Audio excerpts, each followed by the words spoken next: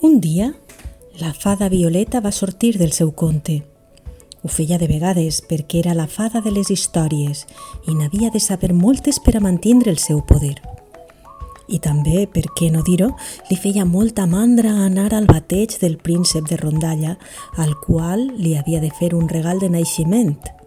A Palau hi havia molta gent desqueferada, molta reialesa i poca gent autèntica.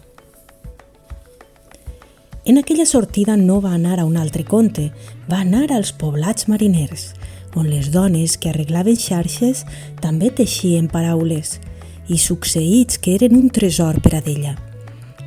Li agradava molt anar al món real perquè no la podien veure i era divertit ser invisible. I un descans també, que tothom acostuma a pensar que els sortilegis es fan sols i no és així, costen molt de treball i preparació, es deia mentre volava cap als pobles de vora l'Albufera. En això que va arribar al Alfafar i va dubtar si era a la realitat o en un conte. Allí va veure un xiquet menudet que havia nascut abans d'hora, dins d'una capsa de sabates. Li havien posat botelles calentes per ajudar-lo a sobreviure. Quina imaginació, aquesta família!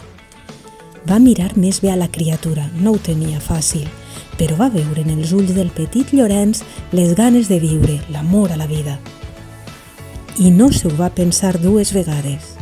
Jo, la fada Violeta, et dono el do de la paraula. Seràs capaç de teixir històries i quan les expliques, ningú quedarà indiferent.